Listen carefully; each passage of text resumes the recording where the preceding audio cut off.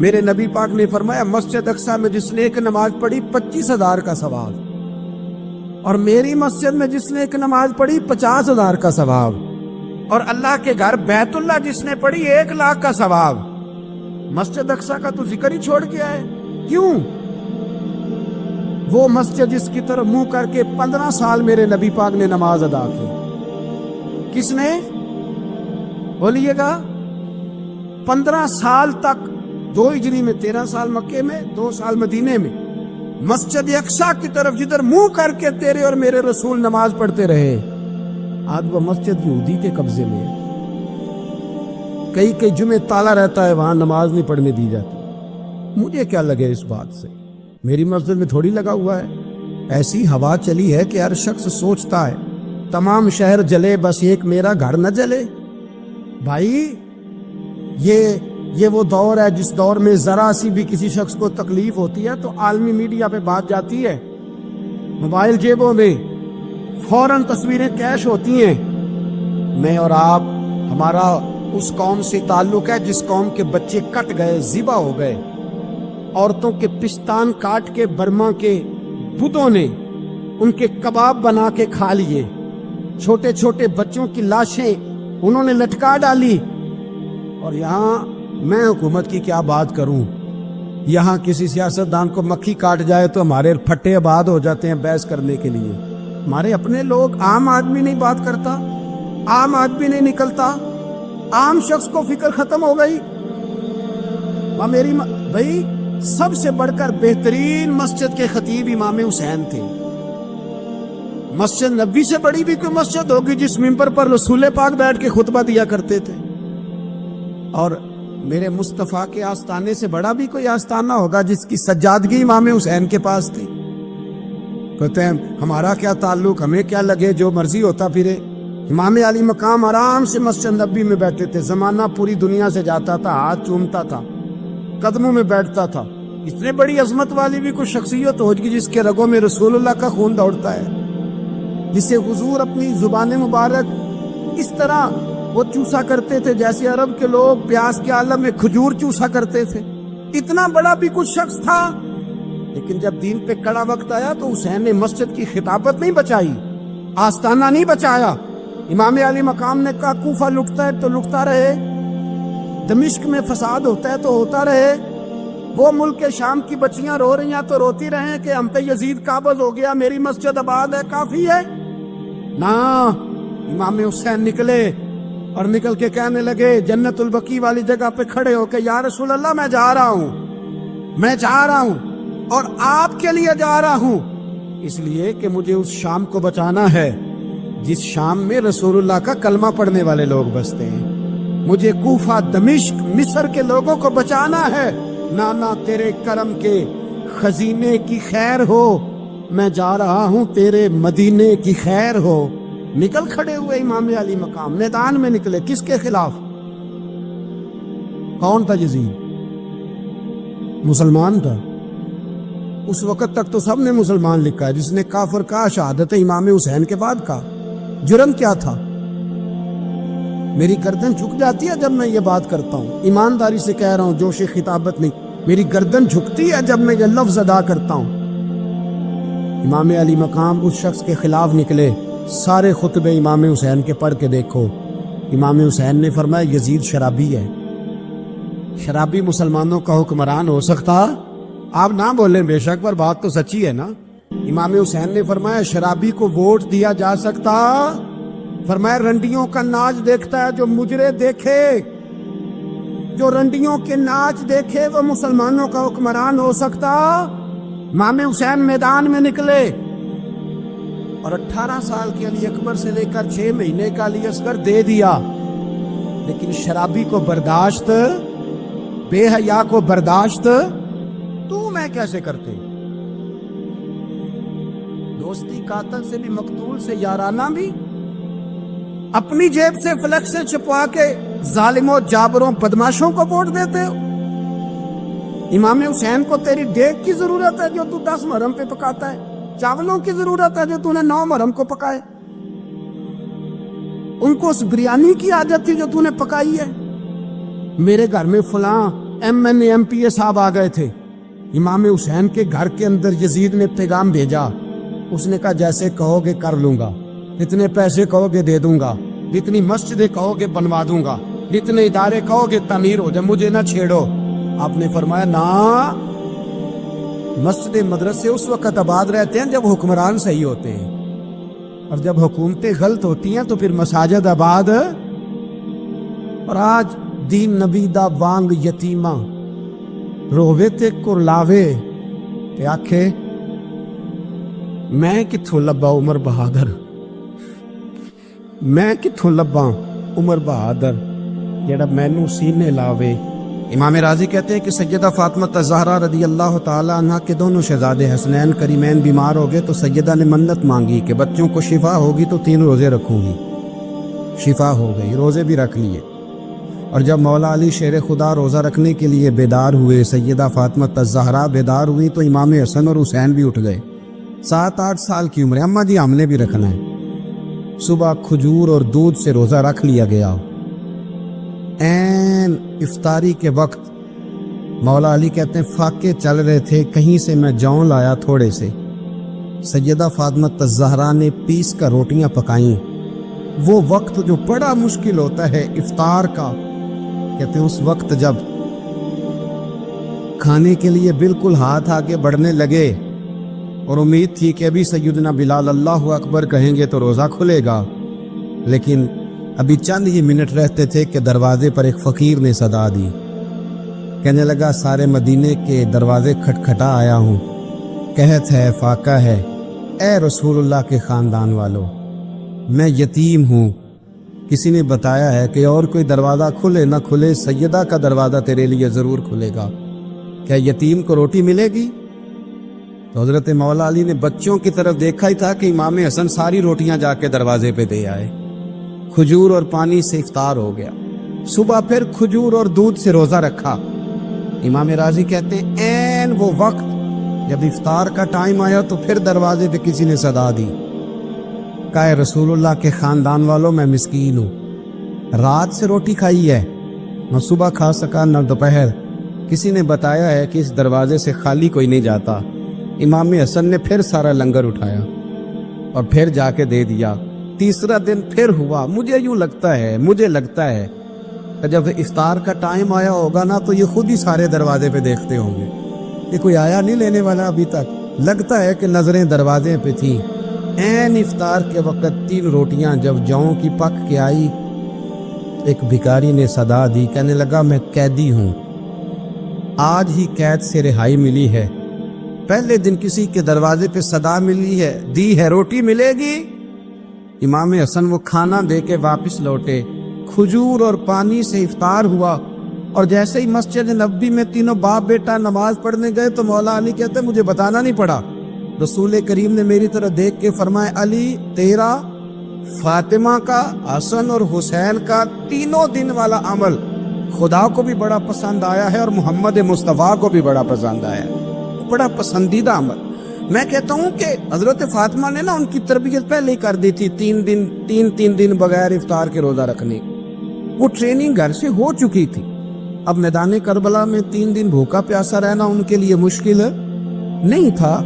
हजरत जनाब सैयदा ज़ैनब बिनते अबी राफे कहती हैं कि सैयदा फातिमा ज़हरा ना एक दिन अपने दोनों शहजादों को लेके, जब हुजूर की तबीयत मुबारक बज़ाहिर अलील थी जिसमें हुजूर का विसाल हुआ, दोनों शहजादे लेके सैयदा फातिमा नबी करीम की बारगाह में गई। कहने लगी या रसूलल्लाह मेरे बच्चों को कुछ दीजिए। सैयदा पाक तो हुजूर उठ के बैठ गए। इस कंधे से इमाम हसन को लगाया और इससे इमाम हुसैन को लगाया और फरमाया फातिमा ये जो मेरा हसन है ना, इसको मैं अपनी हैबत और सरदारी देता हूँ, और फरमाया ये जो मेरा हुसैन है ना, हुसैन को मैं अपनी जुर्रत और सखावत देता हूँ। मेरा हुसैन जुर्रतमंद होगा और सखी होगा। दाता गांज बख्श अली हजवेरी, इमामुल औलिया, सैयदुल अस्फिया, दाता साहब कशफुल माजूब में फरमाते एक दिन ना इमाम हुसैन के पास एक शख्स आया बड़ी दूर से कुछ मांगने का, हुजूर कुछ दीजिए। वो शख्स कहता है कि मेरा ज़र्फ ये था कि 4-5 दिनार मिलेंगे। तो इमाम हुसैन फरमाने लगे थोड़ी देर बैठ जा, रिज़्क आ रहा है। تو امام حسین کو حکومت وقت کی طرف سے نا 5 تھیلیاں ملی، جس میں ایک تھیلی میں 500 اشرفیاں تھیں۔ 5 تھیلیاں آئیں، لیکن اس کو آنے میں نا ذرا دیر ہو گئی۔ وہ 5 تھیلیاں جب آئی نا تو امام حسین اس کی طرف 5 تھیلیاں بڑھا کے نا، ذرا دیکھنا میری طرف غور سے، 5 تھیلیاں بڑھا کے نا تو فرمانے لگے میاں اتنا تجھے انتظار کرایا نا، اتنی ہم تیری حاجت پوری نہیں کر سکے، تو یہ نہ محسوس کرنا کہ حسین کے دروازے پہ بیٹھا بھی رہا ہوں تو ملا کیا ہے، یہ نہ محسوس کرنا۔ وہ شخص کہتا ہے جب میں نے وہ تھیلیاں کھولی اور پھر میری نظر امام حسین پہ پڑی تو میرے اندر سے آواز آئی، اگر حسین ابن علی اتنے سخی ہیں تو محمد عربی کتنے سخی ہوں۔ اگر یہ معیار ان کا ہے، ان کا یہ معیار ہے، اور خود بھیک دیں، خود ہی کہیں منگتے کا بھلا ہو، خود کہنے لگے جتنا انتظار کرایا ہے اتنی تیری مدد کر سکے۔ یہ سخاوت کا معیار تھا، یہ طریقہ تھا۔ ایک دفعہ سیدنا امام حسین رضی اللہ تعالیٰ عنہ کے گھر کے اندر نا 5000 دینار آئے۔ مسجد میں تھے، آپ کو 5000 دینار ملے تو امام زین العابدین کہتے ہیں کہ مسجد سے لے کر گھر آنے تک امام حسین نے 5 کے 5000 اللہ کے رستے میں خیرات کر دیے۔ فرماتے میں نے کہا ابا جی 5 دینار کی گھر میں ضرورت تھی، مالاں والے سخی نہیں ہوندے تے سخیاں کل مال نہیں ہوندا، ایتھے اوتھے دوویں جہانی سخی کنگال نہیں ہوندا۔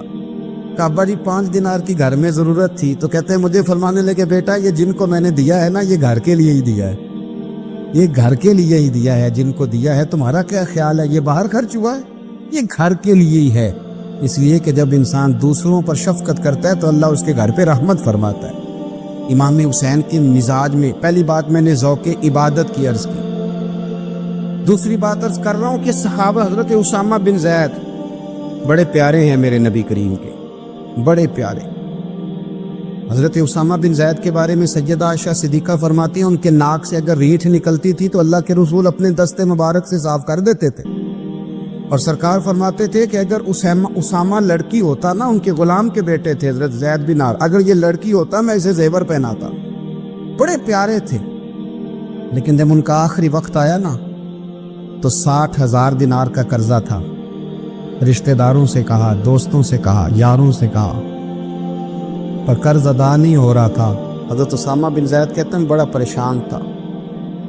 جب حد ہو گئی نا تو حضرت اسامہ بن زید فرمانے لگے جاؤ کوئی حسین ابن علی کو خبر کرو، ان سے کہو میں نا غلام ہوں آپ کے نانا کا، مقروض دنیا سے چلا گیا تو کیا بنے گا۔ امام حسین کو خبر ملی تو دوڑے آئے۔ لاجپال اس پیر کو نہیں کہتے جو تگڑا نذرانہ لے کے تو ماتھا چوم لے، لاجپال تو اس کو کہتے ہیں کہ جب ضرورت پڑے تو وہ سر پہ موجود ہو۔ حضرت سیدنا امام حسین تشریف لائے تو جناب اسامہ بن زید رو پڑے، کہنے لگے حضور میں نے نا غلامی کی ہے آپ کے نانا کی، اور اس غلامی پہ ناز ہے، اب 60,000 دینار کا قرضہ لے کے دنیا سے جاؤں گا تو میری قبر پہ بوجھ رہے گا۔ امام حسین خادم کو بھی کہہ سکتے تھے جاؤ گھر پیسے پڑے ہیں لے آؤ، امام حسین خود گئے، چادر اوڑھ کے تو اس کی اوٹ میں بکل میں 60,000 دینار چھپا کے لائے، اور جناب اسامہ بن زید کے سامنے رکھ کے کہنے لگے اسامہ یار پیسے رات کو ہی آئے تھے، میں سوچ رہا تھا مجھے تو ضرورت نہیں، اللہ نے کس کا نصیب میرے گھر میں بھیج دیا، مجھے تو حاجت ہی نہیں تھی، اب پتہ چلا پیسے تیرے تھے، اللہ نے حسین کی ڈیوٹی لگائی ہے کہ جا کے دے آ۔ حضرت اسامہ بن زید رو پڑے، فرمانے لگے اللہ آپ کو بہترین صلہ عطا فرمائے۔ امام بڑا ہی پیار کرتے تھے۔ گھوڑے پہ جا رہے تھے، کچھ فقیر غریب لوگ بیٹھ کے روٹی کھا رہے تھے، کہاں رہے تھے سڑک کے کنارے، تو امام زین العابدین فرماتے ہیں کہ جب امام حسین گزرے تو انہوں نے آواز دی حضور دل کرتا ہے ہمارے ساتھ بیٹھ کے روٹی کھائیں۔ کائنات کے مالک و مختار کے نواسے اور دنیا کے سب سے بڑے شہزادے گھوڑے سے اترے اور غریبوں کے ساتھ سڑک پہ بیٹھ گئے، روٹی کھانے لگے اور دیر تک کھاتے رہے، اور جب فارغ ہو گئے تو فرمانے لگے کھانے کی ضرورت بھی نہیں تھی، حاجت بھی نہیں تھی، پر تم نے آواز دی تو دل رکھنے کو بیٹھ گیا تھا، اگر اجازت دے تو چلا جاؤں۔ یہ مزاج تھا، یہ طبیعت تھی۔ آپ کے ایک بھائی ہیں چھوٹے، حضرت محمد بن حنفیہ نام ہے، حضرت مولا علی شیر خدا رضی اللہ تعالیٰ عنہ کی دوسری بیوی سے۔ ایک دن حضرت امام حسین ان کے گھر میں بیٹھے تھے تو کسی بات میں اختلاف رائے ہو گیا، تو امام علی مقام ناراض ہو گئے، فرمایا آج کے بعد تیرے گھر نہیں آؤں گا، رومال اٹھایا چلے گئے۔ لوگوں نے حضرت محمد بن حنفیہ رضی اللہ تعالیٰ عنہ سے کہا حسین تو ناراض ہو گئے، کبھی نہیں آئیں گے۔ آپ فرمانے لگے بھائی تمہارا ہے کہ میرا؟ جی بھائی تو آپ کے ہیں۔ فرمایا اگر کہو تو چند منٹوں میں حسین واپس آئے۔ جناب ناراضگی ہو گئی ہے۔ فرمایا ناراضگی ہوئی ہے پر میں اس کے دل کی نرمی کو تو جانتا ہوں، اس کے مزاج کے اندر جو محبت ہے اس سے تو ابھی آئے۔ کہ جناب وہ کیسے؟ فرمانے لگے دیکھنا ذرا۔